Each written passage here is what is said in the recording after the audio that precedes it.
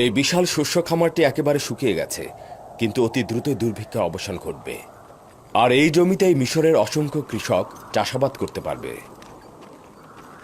এখন তো এই বিশাল সম্পত্তি মিশরের হুকুমতের, তাই আমাদের উচিত হবে এই সম্পত্তি ভূমিহীনদের মধ্যে বন্টন করে দেয়া। তারা নিজেদের ইচ্ছে মতো চাষাবাদ করবে আর মিশরের হুকুমতে রাজস্ব দেবে। এটি খুব ভালো প্রস্তাব। এইভাবে গোলামগণ ভূমির মালিক হবে। ঠিক তাই।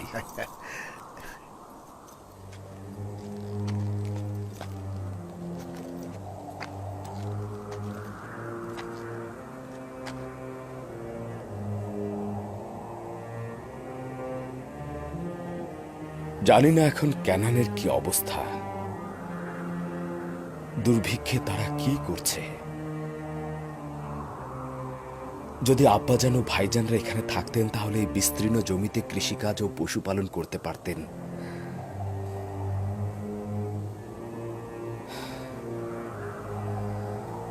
বিশাল নীল নদী যদি এভাবে শুকিয়ে যায় তাহলে নিশ্চিত ক্যানানের খুব বেহাল অবস্থা।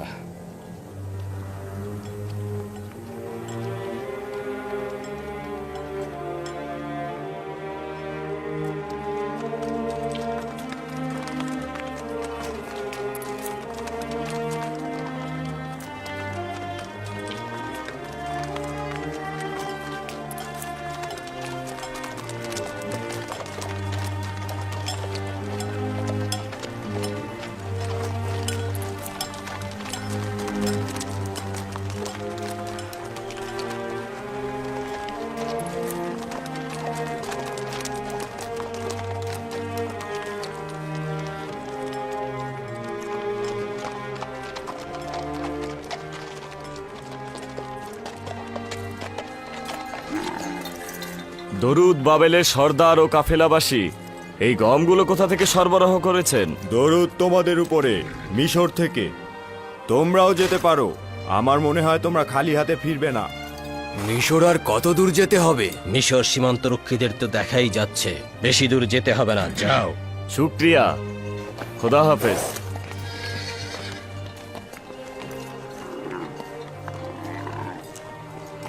দ্রুত করো, জলদি করো। আচ্ছা, এখনো পর্যন্ত অনিশ্চয়তায় মিশরের দিকে চলছিলাম, এখন কি মনে হচ্ছে? এতক্ষণ পর্যন্ত তো কোনো আশাই দেখিনি।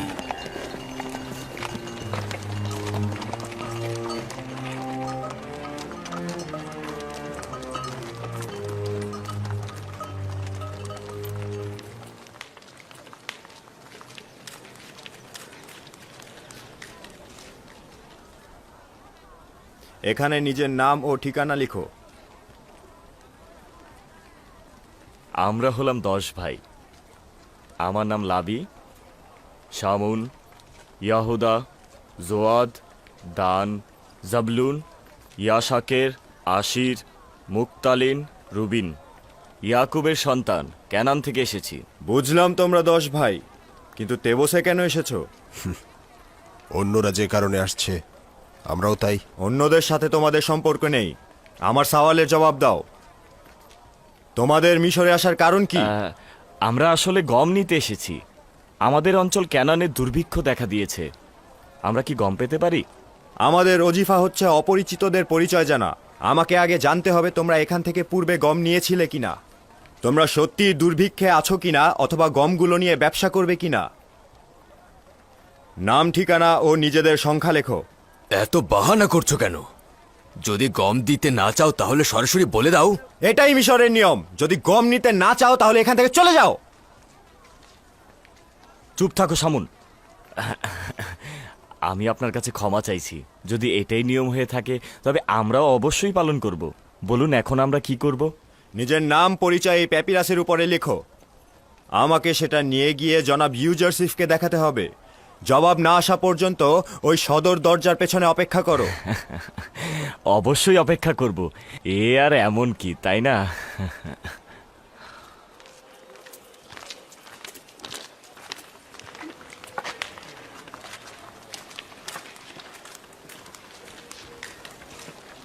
আমরা এখানে গম নিতে এসেছি না যুদ্ধ করতে এসেছি? সব জায়গায় ঝামেলা করার অভ্যাস করে ফেলেছো।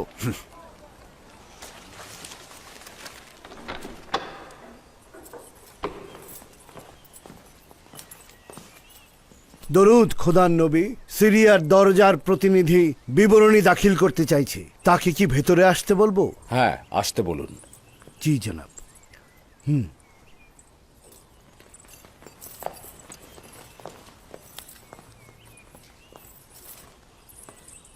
দরুদ আলী জনাব। খোদাবন্দের দরুদ তোমার উপরেও। বলো আমাকে, কি খবর এনেছো? আলী জনাব, গত সপ্তাহে কিছু বিদেশি সিরিয়ার সীমান্ত দিয়ে তেবসে প্রবেশ করেছে। তাদের সংখ্যা ছিল 390 জন। তারা প্রত্যেকে এক বস্তা করে গম নিয়ে ফিরে গেছে। তারা হেতিতি, হিট্টি, খাবেরি ও শাম অঞ্চলের অধিবাসী ছিল। আর তেমন উল্লেখ করার মতো কিছু নেই। তবে 10 জন ভাই ক্যানানের অধিবাসী মিশরে প্রবেশ করতে চাইছে।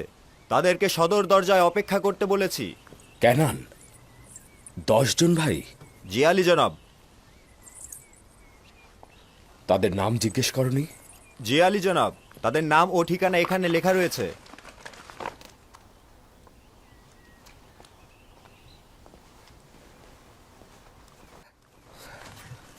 তারা কি বনি ইসরায়েল?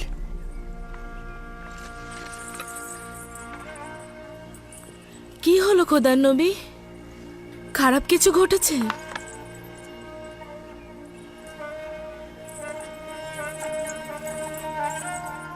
এই প্যাপিরাসে কি লেখা রয়েছে? তেমন কিছু না বানু, 10 জন ক্যানানের অধিবাসীর নাম ও ঠিকানা। জনাব মালিক, তাদেরকে ইজ্জত ও সম্মানের সহিত জনাব অখুনাতুনের রাজমহলে নিয়ে আসুন।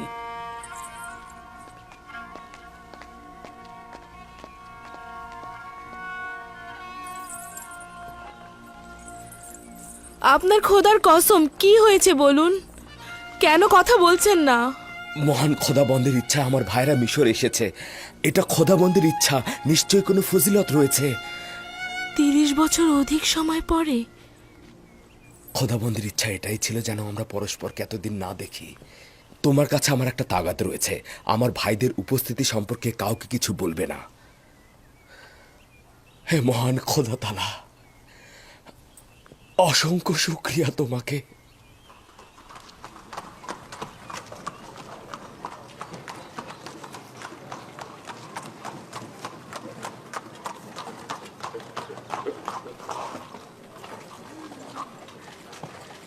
কোথায় তারা?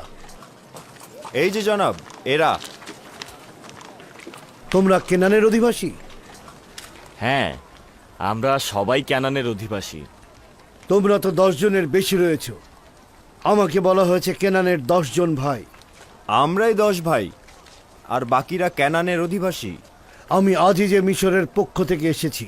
যদি তোমরা অপমানিত হয়ে থাকো কিংবা তোমাদের সময় নষ্ট হয়ে থাকে, তার জন্য আমি ক্ষমা চাচ্ছি। তোমরা 10 জন তেবুসে প্রবেশ করতে পারো। আমি প্রতিনিধি হিসেবে আজই যে মিশরের কাছে তোমাদের নিয়ে যাব। তাহলে আমাদের বাকি ক্যানানিদের কি হবে? তারা গম ক্রয়ের জন্য যেতে পারে, আর তোমরা আমার সঙ্গে এসো। কিন্তু আমরা 10 জন কেন? এটা তো জানি নে। আজই যে মিশরের কাছে সওয়াল করবে। তোমরা সবাই এসো।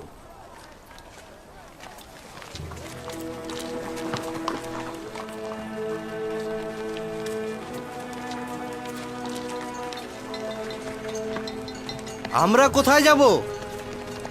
এখন আমরা কি করব লাবি? চিন্তা করো না, তোমরা গম সংগ্রহ করতে যাও।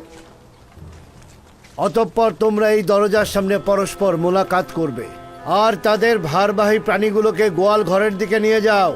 আপনারা আসুন।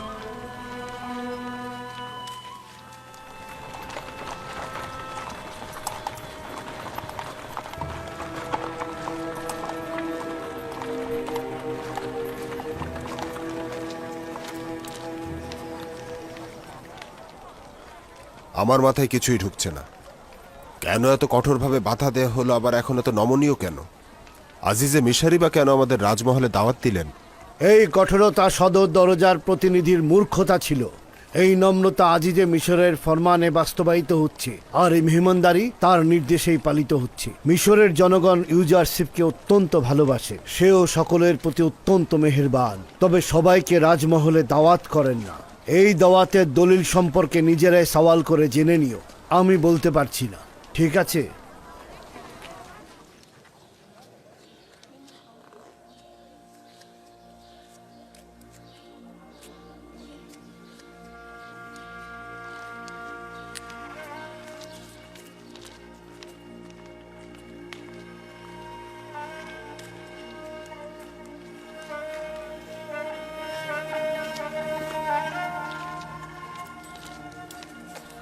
একটু দাঁড়াও। একটু দাঁড়াও।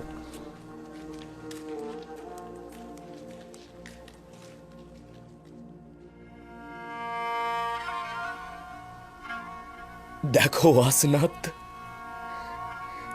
এরা হচ্ছে আমার ভাইজান। তাদের আমি ভালো মতো চিনতে পারছি না। এটা মিশরের বাদশাহ অখন আতনের রাজমহল।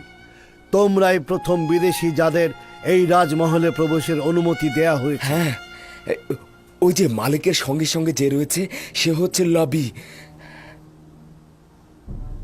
তাকে খুব ভালোভাবে স্মরণে আছে। আমার সর্বোৎকৃষ্ট ভাই, যে আমাকে হত্যার হাত থেকে বাঁচিয়েছিল। হায় খোদা, তাদের চুলগুলো একেবারে সাদা হয়ে গেছে। সময় তাদের কেমন বিবর্ণ বানিয়ে দিয়েছে।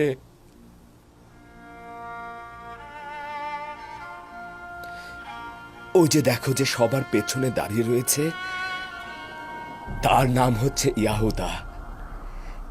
দেখো সে সবকিছু কেমন সন্দেহের চোখে দেখছে, কেমন দ্বিধাহীন, পূর্বের মতো বিদ্বেষ স্বভাব রয়ে গেছে।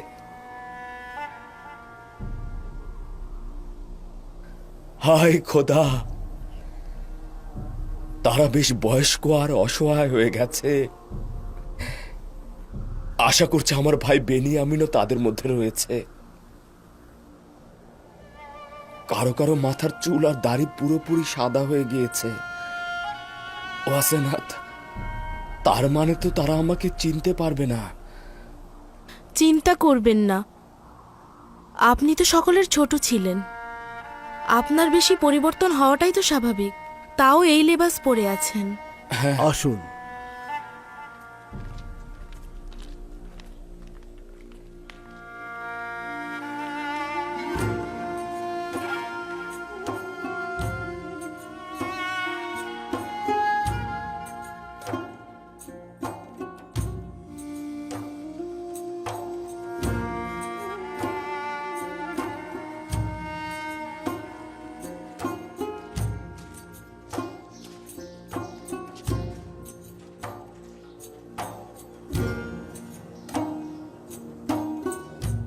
এসো, যাওয়া যাক।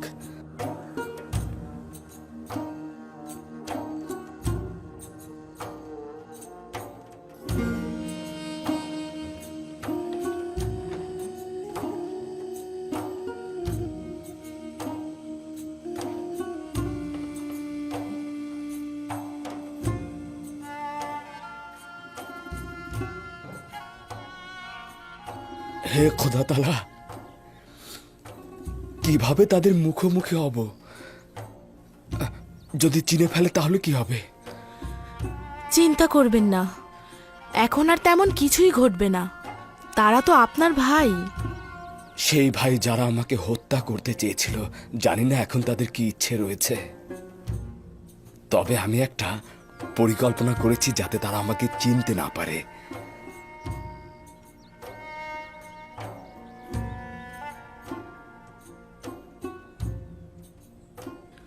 আবারও সেই নিশানা মাউদ।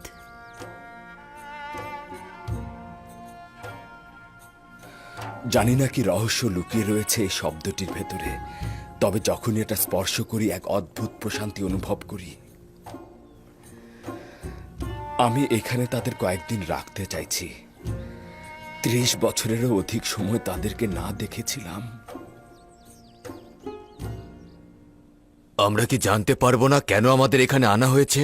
বুঝতে পারছি না, আমাদের সঙ্গে আজিজে মিশরের কি কাজ থাকতে পারে? আসা উচিত হয়নি। মনে হচ্ছে কোনো ফাঁদে আটকা পড়েছি, উদ্ধারেরও কোনো পথ নেই। আমি কিন্তু ঠিক উল্টো অনুভব করছি। নিরাপদ অনুভব করছি, খারাপ কোনো নিয়ত নেই।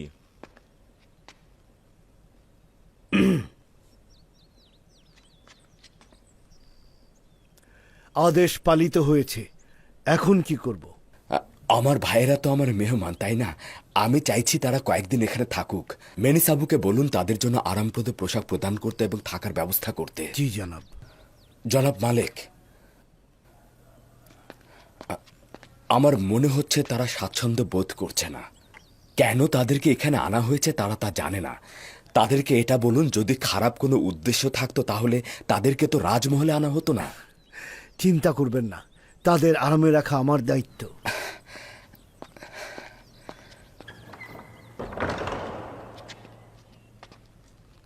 খোশ আমদেদ। আশা করছি দীর্ঘ যাত্রাপথের ক্লান্তি শরীর থেকে মুছে ফেলবেন। আমাদের কেন এখানে নিয়ে আসা হয়েছে? আমাদের সাথে আজিজে মিশরের কি কাজ? নিঃসন্দেহে তোমাদের শাস্তি দেওয়ার ইচ্ছে থাকলে এই রাজমহলে তোমাদের নিয়ে আসতো না, কিন্তু আজিজে মিশরের তোমাদের সঙ্গে কি কাজ রয়েছে সেটা তিনিই ভালো জানেন। আমি শুধুমাত্র তোমাদের মেহমানদারির দায়িত্বে রয়েছি।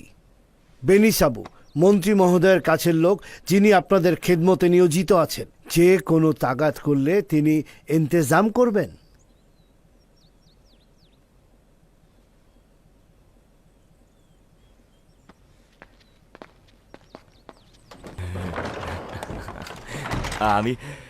আমিও আপনাদেরকে খোশামদের জানাচ্ছি। প্রথমে আপনাদেরকে গোসল সেরে নেবার প্রস্তাব করছি, যেন ধুলোবালি আর পথের ক্লান্তি দূর হয়ে যায়।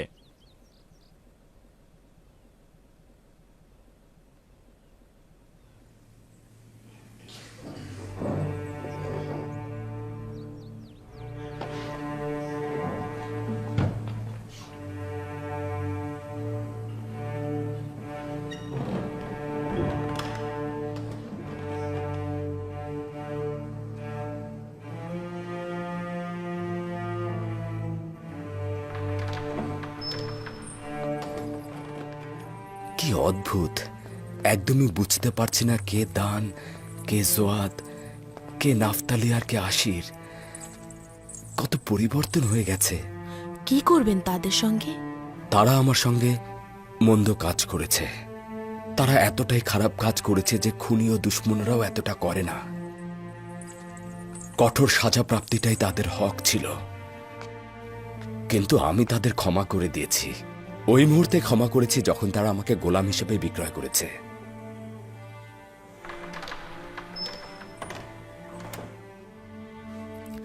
আচ্ছা, আপনার পিতা ইয়াকুব নবীর কি খবর? তিনি কি তাদের ক্ষমা করেছেন? না, আমার বিশ্বাস তিনি যদি জানেন তারা আমার সাথে কি করেছেন, তাহলে তিনি তাদেরকে কখনোই ক্ষমা করবেন না। খোদা তাআলা তাদের রহম করুক। পিতার অভিশাপ সন্তানদের জন্য খুবই খারাপ। আমি যদি আপনার জায়গায় থাকতাম তাহলে এত সহজে ক্ষমা করতাম না।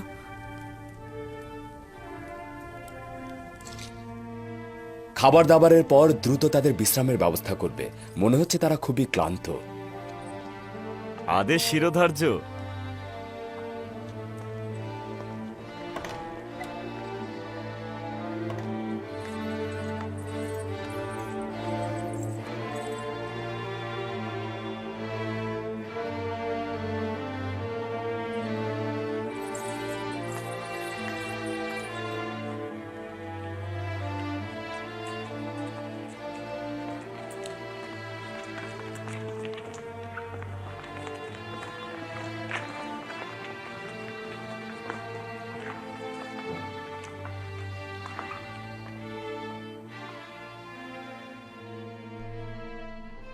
অখুনাতুনের রাজমহল কেবল নির্দিষ্ট ব্যক্তিদের জন্য সংরক্ষিত। এখানে এরা কারা আসা যাওয়া করছে? কি কাজ এদের?